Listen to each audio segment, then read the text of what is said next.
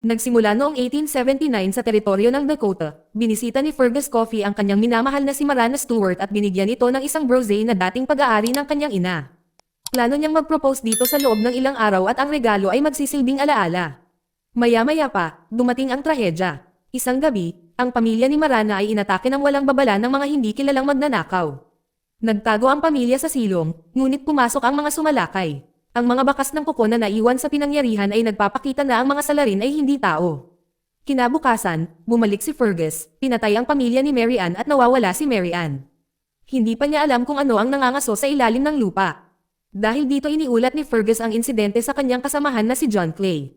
Ipinapalagay nila na isang masungit na tribong Indian ang may pananagutan sa nangyari. Determinadong hanapin siya, humingi ng tulong si Fergus kay William Purcher, isang dating sundalo. Nagpipiknik si William kasama ang kanyang kasintahan at anak na si Dobby Spax, ngunit agad siyang pumayag na sumali sa paghahanap. Sumama si Dobby dahil nagtitiwala ang kanyang ina kay William na paprotektahan siya. Habang nagsisimulang mag-imbestiga ang grupo, sinuri ni William ang isa pang biktima at napansin ang isang nakakagambalang sugat sa leeg. Nakakita rin sila ng mga kakaibang butas sa lupa malapit sa mga nawasak na bahay. Pagkatapos ay dumating si John Clay kasama ang isang mas malaking pangkat ng mga naghahanap na pinamumunuan ni Henry Victor, na kasama ang kanyang kusiniro na si Walnut Callahan, pati na rin ang 10 oso mula sa Crow tribe, na inupahan upang gabayan sila. Matapos ilibing ang mga natitirang biktima, sumakay ng kabayo ang mga lalaki upang hanapin si Mary Ann. Sa paglalakbay, may mga bagong kakilakilabot na lumilitaw. Bumagsak ang kabayong William sa malambot na lupa at nabunyag ang isang bangkay na nakatago sa ilalim ng lupa. Mas lalong tumindi ang tensyon nang makita ng grupo ang isang lalaking Indian na nakasakay sa kabayo. Binaril ni Victor ang kabayo ng lalaki at dinakip ito. Ipinakita ni William sa bihag ang isang larawan ni Mary Ann, ngunit tumangging magsalita ang lalaki. Tumugon si Victor ng may pagpapahirap, umaasang mapipilit ito sa mga sagot. Nang gabing iyon, tumitindi ang paghihirap. Ang bihag ay itinali at pinagpira-piraso. Dahil hindi na kayang panoorin ni Walnut ang kalupitan, palihim niyang binigyan ang lalaki ng pagkain. Napansin ito ni Victor at nagalit. Si Fergus, na sinusubukang protektahan si Walnut, ang siyang yumako ng kasalanan. Itinaas ni Victor ang kanyang latigo, ngunit hamarang si John Clay na may dalang pistola at pinilit siyang umatras. Dahil sa matinding tensyon, humingi ng tawad si Fergus, at ang kampo ay nabalot ng isang hindi mapakilang katahimikan. Habang lumalalim ang gabi, nagtalaga si Victor ng 3 lalaki para magbantay habang natutulog ang iba. Tumahimik ang kampo, ngunit binasag ng kaluskos sa mga palumpong ang katahimikan. Isang gwardya ang nag-imbestiga at tanging isang lasing na miyembro ng kanilang grupo ang nadatnan niyang natisod sa dilim. Dahil walang tunay na sagot at nag-aalab pa rin ang galit, lumalalim ang gabi. Sa pagsikat ng araw, lalong lumalala ang sitwasyon. Nawawala ang ilan sa mga tauhan ni Victor. At kumalat ang takot sa buong kampo. Sinisi ni Victor ang bilanggong Indian at ipinapalagay na ang mga nawawalang lalaki ay kinuha ng tribo. Iginiit ng bihag na ang mga umaatake ay mga Boer, mga nilalang na kumakain ng laman. Ngunit binaliwala ni Victor at ng kanyang mga tauhan ang babala at naniwala na ito ay pangalan lamang ng ibang tribo. Bago magpatuloy ang pagtatalo, nakahanap pa si Dobby ng mas maraming butas sa lupa. Nakikita ni John Clay ang tuklas bilang isang lead. Umabot sa sukdulan ang tensyon kay Victor at nagdesisyon si John na makipaghiwalay dito. Sina John, Fergus, William, at Dobby ay sumakay palayo upang sundan ang bakas ng mga butas. Naglalakbay sila hanggang gabi at humihinto upang magpahinga. Mula sa kadiliman, isang nag-iisang figure ang papalapit. Si Walnut ang umamin na iniwan niya si Victor at humiling na sumama sa kanila. Pumayag si John sa kondisyon na susundin ni Walnut ang mga utos ng walang pag-aalinlangan. Pagsapit ng madaling araw, ipinagpatuloy ng grupo ang kanilang paghahanap. Ang bakas ng mga butas ay umaabot sa kapatagan at dinagtagal, natagpuan nila ang isang inabandonang kariton na puno ng mahahalagang gamit. Habang naghahanap sa lugar, natuklasan ni Dobby ang mga hibla ng buhok na nakabaon sa lupa. Naghukay at natuklasan ng mga lalaki ang isang paralitikong babae na may parehong mga sugat gaya ng mga naunang biktima. Buhay pa siya ngunit naninigas, hindi makagalaw, at halos hindi makahinga. Nayanig sa natuklasan, nagpa siya sina John at ang iba pa na magpatuloy. Pinabalik nila si Dobby kasama ang nailigtas na babae, at inutusan itong ibalik ito sa pinakamalapit na pamayanan habang ang iba ay patuloy na naghahanap kay Mary Ann. Habang papasok ang grupo sa mas malalim na bahagi ng kagubatan, bigla silang napalibutan ng isang grupo ng mga Indian. Nagulat si Fergus, nagpaputok ng isang bala na hindi tumama at nagdulot ng kaguluhan sa sitwasyon. Umaatras ang kanyang kabayo, bumangga rito ang kabayo ni Walnut at nasipa si Fergus sa lupa. Dahil sa pagkadismaya, inutusan siya ni John na manatiling nakapokus at sundin ang mga tagubilin. Sumulong ang grupo, ngunit ilang sandali pa, isang putok ng rifle mula sa mga puno ang tumama sa leeg ni John. Agad siyang namamatay. Nagpaputok ang mga tumambang na Indian at sina Fergus, Walnut at William ay nagtago sa likod ng isang natumbang kabayo. Gumanti sila ng putok at nagawang manatili sa kanilang posisyon hanggang sa umatras ang mga umaatake sa mga puno. Nang gabing iyon, nagkampo si Dobby sa isang bukas na bukid sa tabi ng paralitikong babae. May naririnig siyang paggalaw sa dilim. Isang manghuhukay ng buntot ang tumalon mula sa palumpong at hiniwa ang kanyang leeg. Dumura ang nilalang sa sugat at kumalat ang likido sa kanyang daluyan ng dugo. Pinaralisan ng kamandag si Dobby, pinanatili siyang malay habang inaalisan siya ng kakayahang gumalaw. Pagkatapos ay kinakain ng mga borer ang mga organo ng babae at kinakalagad si Dobby palayo upang ilibing ng buhay. Sa ibang lugar, tahimik na naghintay sina Fergus, William, at Walnut hanggang sa umalis ang mga umaatake sa lugar.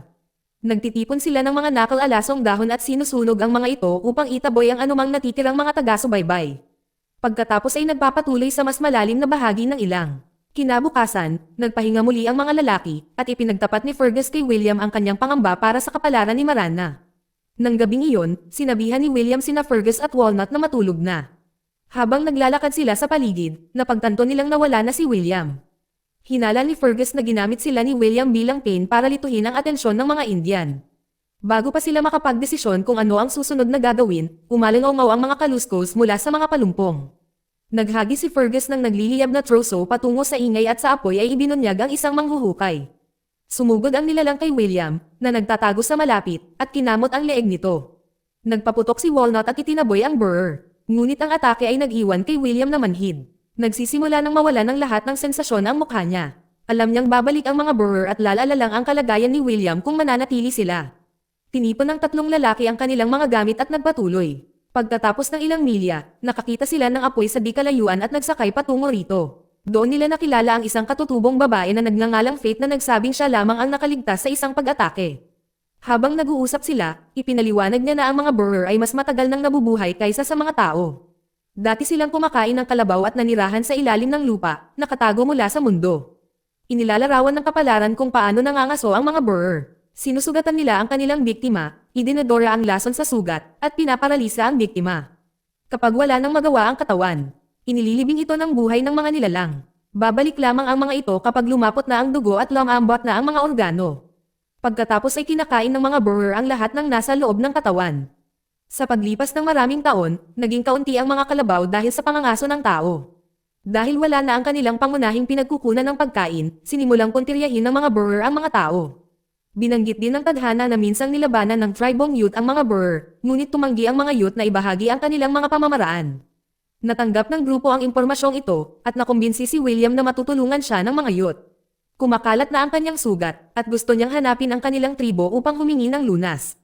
Hindi magkasundo sina Fergus at Walnut sa mga prioridad, ngunit sinunod nila ang plano ni William at hinanap ang youth. Di nagtagal, tumawid sila sa teritoryo ng youth at nagkampo. Nang gabing iyon, lalong tumitindi ang tensyon. Nagising si Fergus mula sa isang bangungot kung saan nakita niya si Maran na nakabaon sa isang hukay. Hindi talaga nakatulog si William at halos hindi makagalaw. Naninigas ang kanyang mga paa at kamay at binabalaan niya ang iba na huwag siyang iwan. Bumabalik ang mga borer bago magbukang liwayway. Pinaputukan ni na Fergus at Walnut ang mga nilalang habang nahihirapan si William na iangat ang kanyang baril. Sinubukan niyang bumaril, ngunit ang kanyang naninigas na mga braso ay naging dahilan upang hindi siya makaputok, at ang bala ay tumama kay Walnut sa binti. Umatras ang mga borer pagkatapos ng palitan ng putok. Takot na takot, kaya hinimok niya ang grupo na umalis agad sa lugar, ngunit nagpumilit si William na manatili. Masyadong mahina ang kanyang mga kamay para kalabitin ang gatilyo nang itinaas niya ang kanyang baril bilang banta. At kinuha ni Fergus ang baril mula sa kanya. Dahil hindi makatagal sa kanilang kinaroroonan, hinimok ni Fergus ang grupo na umalis na. Malakas ang pagdurugo ng binti ni Walnut, kaya napilitan silang huminto at gamutin ang sugat bago magpatuloy. Habang nagpapahinga sila, lumitaw ang dalawang mandirigmang youth. Kinausap sila ni Fergus sa wikang Pranses at ipinaliwanag na hinahanap niya si Maran, na dinala ng mga borer. Nagbunyag ang mga youth ng isang plano para akitin at patayin ang mga nilalang gamit ang pain. Pinili nila si William, na malapit nang mamatay, at nakita nila ito, at binalaan si Fergus na huwag makialam. Bago umalis, isa sa mga mandirigma ang naghulog ng isang maliit na supot na naglalaman ng brose na minsang ibinigay ni Fergus kay Marana. Sa paniniwalang patay na siya, hindi pinansin ni Fergus si Walnuts na masayang bumalik. Dahil wala na siyang ligtas na balikan, nagpa siya siyang habulin ng youth at alamin kung paano paksain ang mga burler. Sinundan sila ni Fergus sa kagubatan dala ang kanyang rifle. Walang babala, inambang siya ng isa sa mga youth. gumanti si Fergus at nagpaputok na ikinamatay ng umaatake. Pagkatapos ay nagpatuloy siya sa paglakad at natagpuan si William na nakatali sa isang puno. Habang sinusubukan ni Fergus na palayain siya, hinawakan ni William ang rifle at binaril si Fergus sa braso. Napatras si Fergus at pumasok sa bitag ng oso na pumutok sa kanyang binti. Nagpaputok si William dahil sa gulat at aksidenteng napatay ang huling mandirigmang youth. Habang nahihirapan si Fergus na buksan ang bitag, may mga borer na lumitaw mula sa lupa at kinubkob si William. Paralisado at nanghihina, hindi na makalaban si William nang magsimula silang kumain. Isa sa mga nilalang ang gumapang patungo kay Fergus, ngunit kumuha siya ng ekstrang bitag at inihagis ito na nagpahinto sa pag-atake. Nagawa niyang makawala ang kanyang binti, pagkatapos ay nakita ang isa pang manghuhukay na inabot ang sugatang binata. Humawak si Fergus ng isang matalas na tulos at itinusok ito sa nilalang hanggang sa tumigil ito sa paggalaw. Habang nakabangon muli si Fergus, nakita niyang natamba ang ilang mga borer. Pinilit ng youth si William na uminom ng lason, at ang mga nilalang na kumain sa kanya ay paralisado na ngayon. Hinimok ng sugatang youth si Fergus na patayin sila gamit ang mga tulos, ngunit mas maraming borer ang lumabas mula sa lupa. Mabilis na sumugod si Fergus, itinarak ang tulos sa isa sa mga ito habang nagpapatuloy ang pag-atake. Ilang sandali pa, sumisikat ang araw sa ibabaw ng Tagaytay. Ang mga nakalantad na borer ay nasusunog sa liwanag ng araw at namamatay kung saan sila nakatayo. Nauunawaan na ngayon ni Fergus ang pamamaraan ng kabataan. Ang mga nilalang ay maaaring mapilitang lumitaw sa ibabaw, malason, at mamatay kapag sila ay pinahina na ng liwanag ng umaga. Nang mawala ang banta, bumalik si Fergus kay Walnut, dala ang sugatang mandirigmang youth. Pagod na pagod ang grupo at hindi na makabiyahe, kaya nagpa siya si Fergus na pumunta sa pinakamalapit na pamayanan ng mag-isa at bumalik kasama ang isang doktor. Habang pabalik, nakasalubong ni Fergus ang mga tauhan ni Victor. Dinakip nila siya at sinamahan papunta sa kampo ni Victor. Pagdating ni Fergus, isang malagim na eksena ang sumalubong sa kanya. Si Faith at ang sugatang youth ay binitay na at naiwang nakabitin. Iniutos din ni Victor na putulin ang binti ni Walnut at hindi na ito nakaligtas. Sinisi ni Victor ang mga tribo sa lahat ng pagkamatay at ipinagpapatuloy ang kanyang kampanya ng puot, walang kamalayan sa tunay na nangyari. Naiwan si Fergus na labis na nalungkot at ipinagpatuloy ni Victor ang kanyang naligaw na misyon. Habang si Dobby sa ilalim ng lupa habang kinakain ng mga borer ang kanyang mga organo. Dito nagtatapos ang kwento. Salamat sa panonood kaibigan.